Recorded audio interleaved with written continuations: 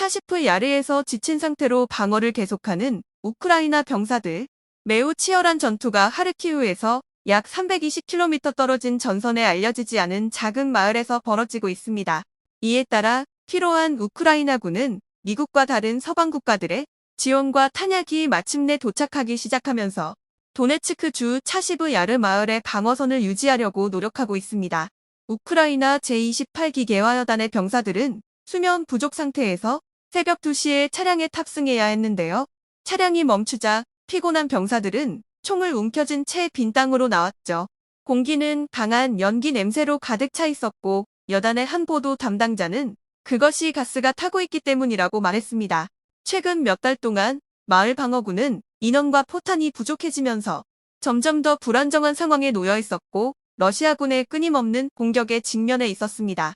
압도적인 화력 우위를 가지고 있음에도 불구하고 러시아군은 마을을 점령하지 못했는데요. 이는 몇몇 관찰자들에게 외국 군사 지원이 우크라이나 방어 시스템을 강화하면서 크렘린의 동부에서의 기회가 줄어들고 있다는 생각을 들게 했습니다. 우크라이나 국가경찰 포병부대의 한 지휘관은 탄약 상황이 개선되었다고 말했죠. 한 우크라이나 병사는 현재 이곳에서는 상당한 탄약 부족이 없다고 말했는데 평균적으로 우리는 하루에 약 1000발을 쏩니다라고 그는 말했습니다. 피로에 지친 우크라이나 병사들은 부상을 당하지 않았지만 여전히 자신의 방어 위치를 지키기 위해 싸우고 있죠.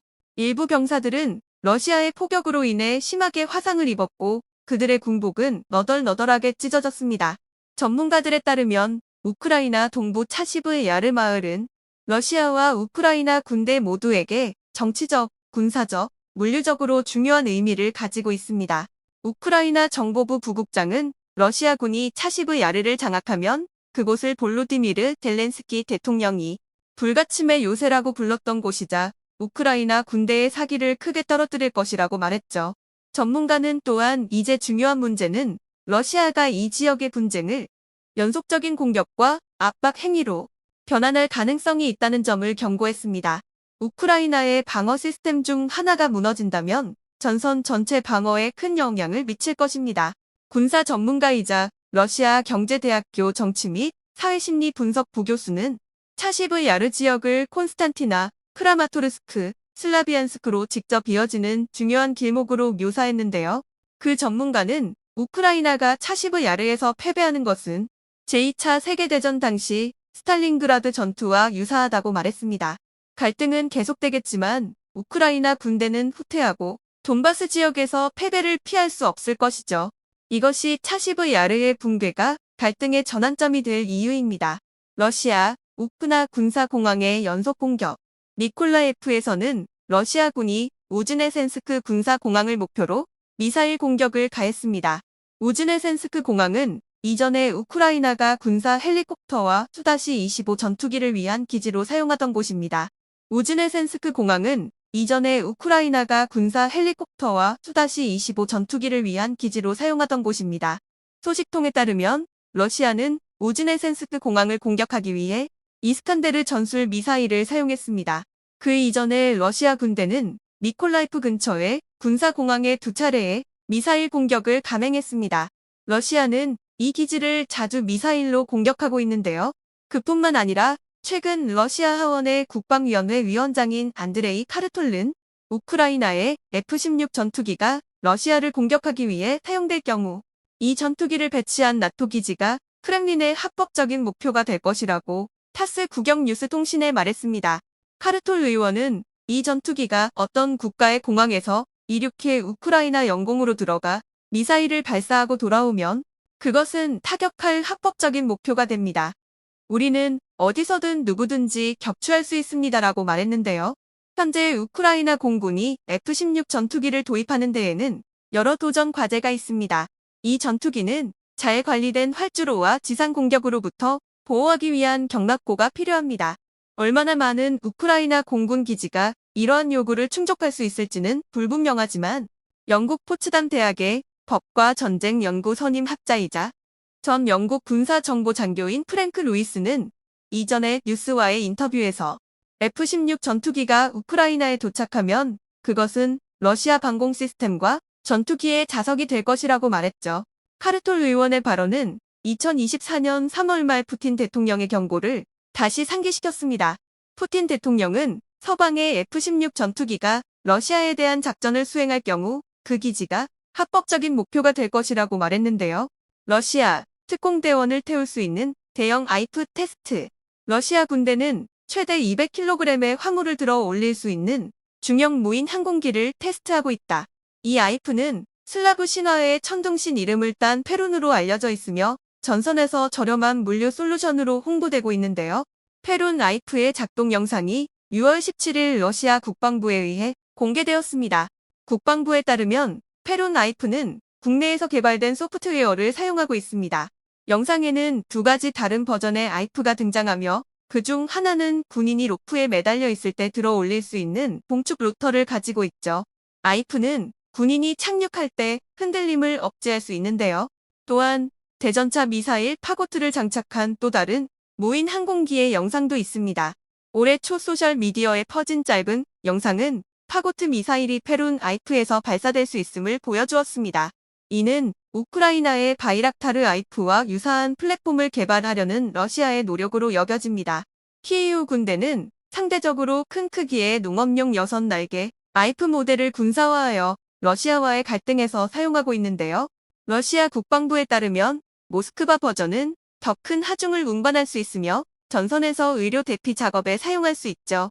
이 아이프 모델은 소규모 특수부대를 기습 공격에 배치하거나 무기 플랫폼으로 사용될 수 있는지에 대한 검토도 이루어지고 있습니다. 무인 항공기 아이프는 이제 러시아와 우크라이나 모두에게 갈등에서 강력한 무기가 되었는데요. 갈등 초기 단계에서 러시아는 우크라이나보다 아이프를 덜 사용했습니다. 반면에 우크라이나는 자주 작은 아이프를 사용하여 러시아 방어 위치에 수류탄을 투하해 모스크바 병사들이 참호에 갇히게 했는데요. 우크라이나는 아이프를 사용하여 러시아 군을 식별한 다음 신속하게 화력을 조정하여 목표로 삼는 방식으로 모스크바의 탱크가 들판을 가로지르는 것을 목표로 삼았습니다. 갈등의 다음 단계에서 러시아는 전장에서 상황을 뒤집기 위해 아이프를 사용하기 시작했는데요. 점차적으로 러시아는 아이프 사용 전술에 많은 개선을 이루어 우크라이나의 이점을 단계적으로 제한했습니다. 많은 관찰자들은 러시아 우크라이나 갈등의 결과가 이 무기에 의해 결정될 수 있다고 평가합니다. 러시아와 우크라이나 모두 아이프 감시의 중요성뿐만 아니라 적후, 반깊숙한 목표를 공격할 수 있는 장거리 아이프의 중요성을 인식하고 있습니다.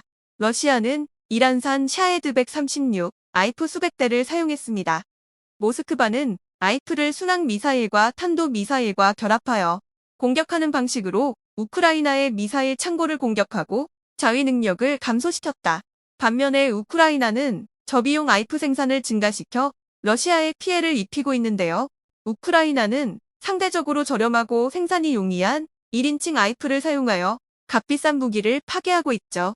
올해 우크라이나의 목표는 최소한 절반이 국내에서 생산된 부품으로 100만 대 이상의 무인 항공기를 생산하는 것이죠. 이는 미국의 지원이 지연되는 상황을 보완하기 위한 것입니다.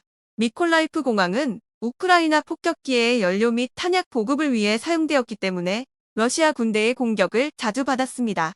러시아 군대는 미콜라이프 지역 파블로우라드 근처의 전략적 군사 공항에 2차례 미사일 공격을 감행했는데요. 공항 지역에서 발생한 폭발은 현지 언론에 의해 보도되었고 이후 우크라이나의 출판물인 스트라나에도 실렸습니다. 키이우 소식통에 따르면 러시아의 또 다른 미사일이 파블로우라드의 목표를 맞추었고 그곳에서 강력한 폭발이 발생했는데요. 초기 데이터에 따르면 러시아 군대는 우크라이나 군대의 임시 배치 지점을 공격하는데 이스칸데르 미사일을 사용했습니다. 이스칸데르는 러시아의 최신 미사일이죠. 이스칸데르-M 미사일은 3.8톤 무게를 가지며 480kg의 파편 폭탄 탄두를 장착하고 있습니다. 이 미사일의 특징은 일반적인 궤도를 따르지 않아 요격하기 어렵고 비행 전 과정에서 제어된다는 점이죠. 공격 직전 공습 경보가 파블로우라드와 우크라이나의 5개 다른 지역에 발표되었습니다. 미콜라이프 공군 기지는 같은 이름의 도시에 가까이 위치하며 우크라이나 군대의 전술 항공작전에 사용되며 Su-27 전투기가 주둔하고 있는데요. 아부에 따르면 최신 공격 이후 공항의 인프라가 상당한 피해를 입었다. 이는 현지 소식통과 우크라이나 언론에 의해 확인되었습니다. 이전에 러시아 군대는 코스티안티니우카의 군사공항을 집중 공격했습니다. 보고서에 따르면 많은 무인 항공기와 순항 미사일이 코스티안티니우카 공항을 목표로 했으며 서방의 F-16 전투기가 도착할 예정인 곳이죠. 우크라이나 소식통에 따르면 공격은 늦은 밤에 시작되어 몇 시간 동안 계속되었습니다. 공항의 인프라 포함된 활주로, 경납고 및 연료 창고를 공격했습니다. 코스티안티니우카 군사공항은 우크라이나에게 전략적으로 중요한 위치이죠. 우크라이나가 F-16 전투기를 이 공항에 배치하면 러시아의 평가처럼 우크라이나 공군의 힘을 강화하고 우크라이나 영공을 보호할 새로운 능력을 제공할 것이죠. 이는 코스티안티니우카 공군 기지가 처음 공격당한 것이 아닙니다. 5월 말 러시아 언론은 군사 및 에너지 시설에 대한 대규모 공습을 보도했습니다. 그중 하나는 코스티안티니우카의 군사 공항을 타격했습니다.